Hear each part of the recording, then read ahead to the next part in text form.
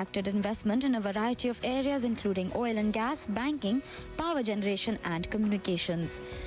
Pakistan International Airlines will induct 9 more airplanes into its fleet within the next 5 months.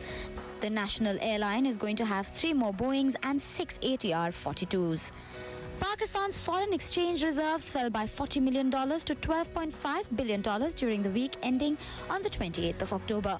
Since the start of the new fiscal year in July, the reserves have been falling due to a rapid rise in the country's trade deficit. The Asian Development Bank has warned Pakistan that its growing current account deficit, continuing high inflation and the emerging power shortages pose potential risks to the country's economy. It said in its latest report that the country's current account deficit may rise to $8.5 billion or 5.9% of the GDP during this fiscal year. Pakistan's bowling attack faces a death blow as 2 of its main fast bowlers have been suspended from domestic and international cricket on doping charges. Here's more. A Pakistan Cricket Board drug tribunal on Wednesday banned Shoaib Akhtar and fellow fast bowler Mohammad Asif from domestic and international cricket for 2 years after finding them guilty of doping offences. A statement issued by the tribunal said the players had been informed of the decision and had the right to appeal.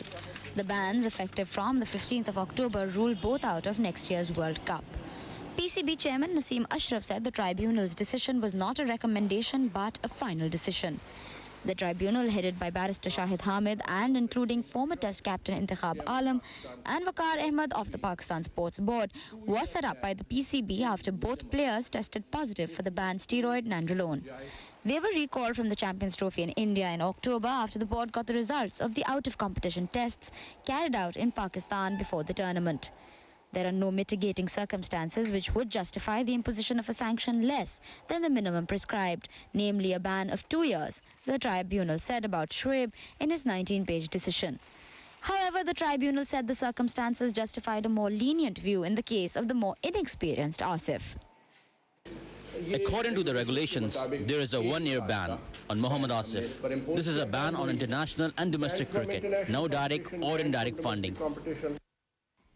Akhtar, 31, had taken 165 test and 208 one-day wickets. He broke the 100-mile-per-hour barrier bowling at the 2003 World Cup. Asif, 23, is a relative newcomer to international cricket but has already taken 30 wickets in 6 tests. 2-year ban is minimum. Minimum 2 years ban on Shoaib Akhtar. There is no room. Our hands are bound by regulations. हमारे भी hands are bound by the regulation. The ban prevents the players from taking part in any international or domestic cricket, and they have also been put on the Pakistan Olympic Association list of doping offenders. Akhtar and Asif are now also ineligible to receive any direct or indirect funding from the PCB or any of its affiliates.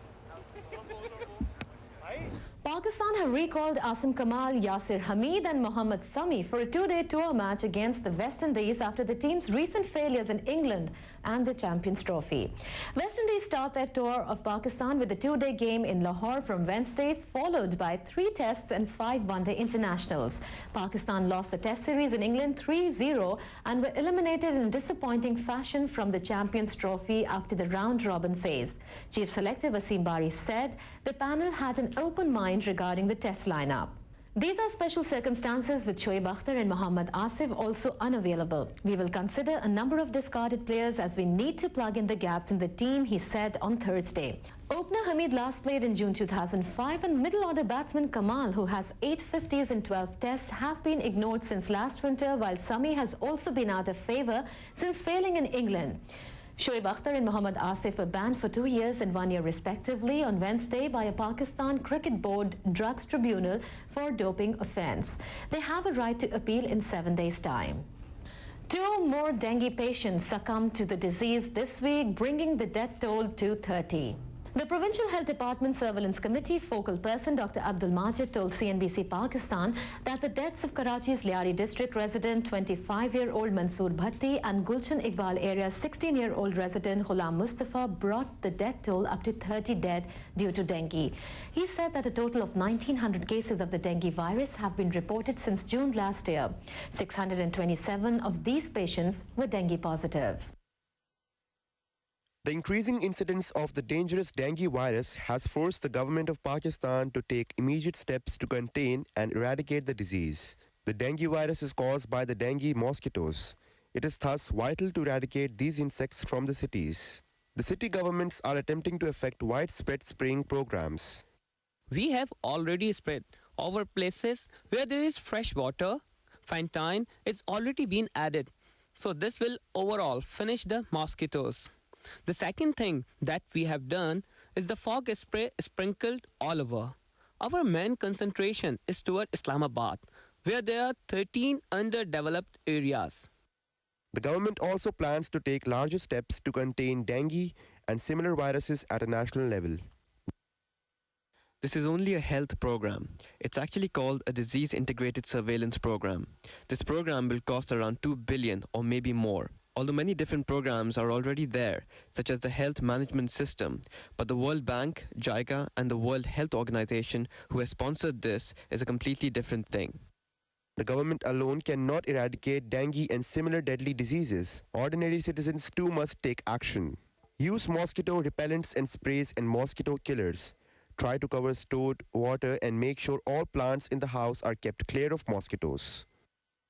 Meanwhile, this week saw yet another bus crash, causing yet more lives to be lost. Here's more. At least 20 people, including 4 women and 6 children, were killed and 30 injured when an oil tanker and a bus collided head-on in Pakistan's eastern Punjab province on Sunday last week, police said. The accident took place near the town of Muzaffargarh in the southern part of the province. Rafiqullah Khan Niazi, a senior police officer, told Reuters from the scene.